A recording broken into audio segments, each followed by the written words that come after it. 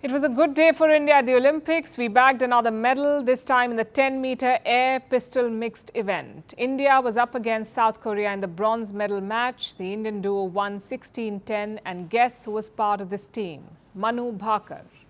This was her second medal in Paris. She won bronze in the women's 10-meter event, and now she has won bronze in the mixed event too. It's a feat that no Indian has achieved since independence. 2 medals in the same games, and her journey is quite inspiring. Bhaker had a heartbreak at the Tokyo Olympics when her pistol malfunctioned, but she's come back stronger. She spoke exclusively to Firstpost just a short while back, and she spoke about the lows of Tokyo and the highs of Paris. Listen in. Tokyo taught me much needed lessons. And from there, I would say that this journey was much more success because of the experience that I got in Tokyo. The things did not go as per my way, definitely. But now I can look at my medals and be like, okay, what is done is done. Let's just focus on the next. Because again, the next Olympics will be after 4 years. So rather than celebrating now for this medal, the 2 medals that I've got, I would rather try my best in the next event, and then I can celebrate all together. Her partner was Sarabjot Singh. Again, an inspirational story. Sarabjot tasted disappointment over the weekend. He narrowly missed the finals of the men's 10-meter event, but what a comeback he's made, from a near miss to a bronze medal.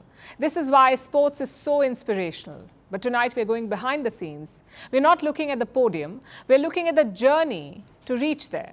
Basically, how is a medalist made? We say it boils down to 3 C's: cost, culture and commitment. Let's look at Manu Bhaker.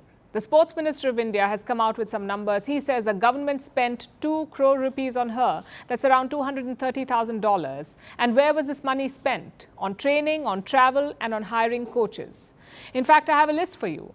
The government has spent 41 crore rupees on the men's hockey team, 5.7 crore rupees on javelin ace Neeraj Chopra, more than 3 crores on PV Sindhu, 1.5 crore rupees on Rohan Bopanna, and 1.3 crores on table tennis player Manika Batra.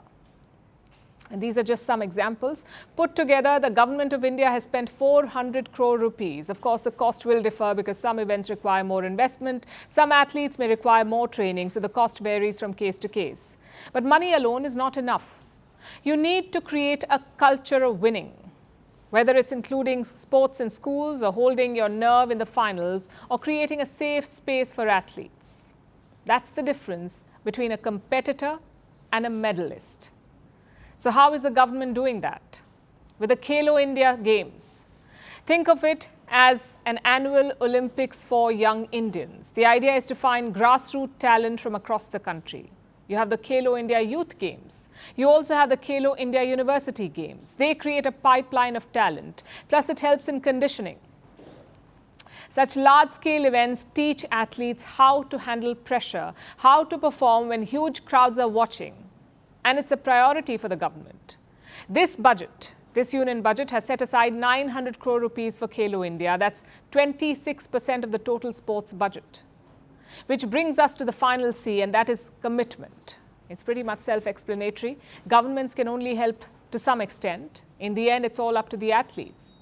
Our Olympians are giving their 100% in Paris, so clearly commitment is not an issue. But how do we check the remaining 2 boxes? How do we increase India's medal tally?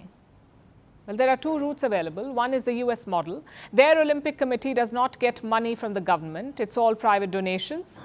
Same with athlete selection. Most of them belong to the NCAA, the National Collegiate Athletics Association. It's a non-profit that manages college sports in America. Now, the US has sent around 600 athletes to Paris, and out of these, out of 600, 400 are current or former NCAA athletes.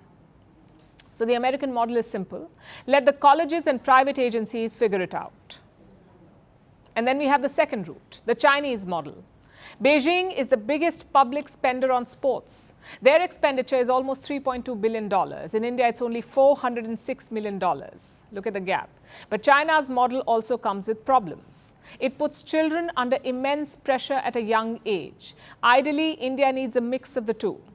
We need a lot of spending by the government, but we also need private participation.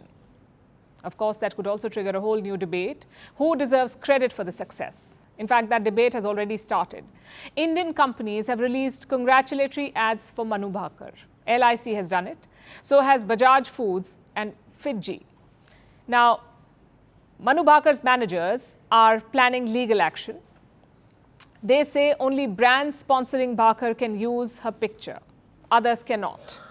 Now, on the face of it, nothing wrong here. You did not support her Olympic journey, so why are you piggybacking on her success? But there's opposition too. There's the other side of the argument. The government says it spent 2 crore rupees on Bhaker's training. That's 2 crores of taxpayers' money. So shouldn't everyone be allowed to celebrate her too? I know it's a complicated debate, but it's also an important one because we cannot depend on the government alone to improve our medal tally. We need an all-round campaign. One that brings together colleges, companies and families.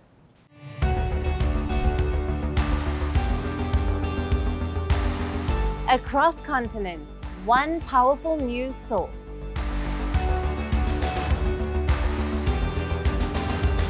Bringing you diverse perspectives on the issues that matter.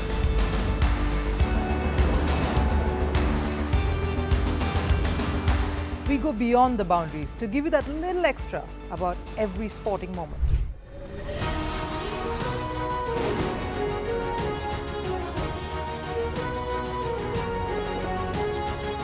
So thank you for making Firstpost 5 million strong. We're counting on your support, and you can trust us to bring you the news unfiltered and unvarnished.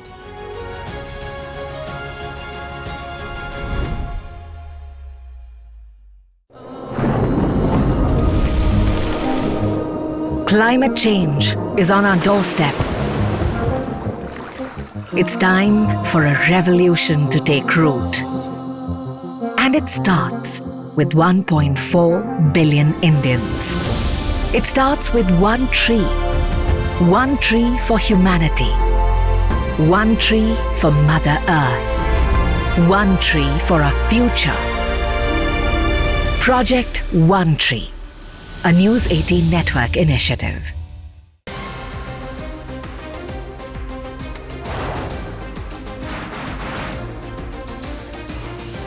On the show today, the T20 World Cup bandwagon has moved across to the West Indies. What can you expect from this?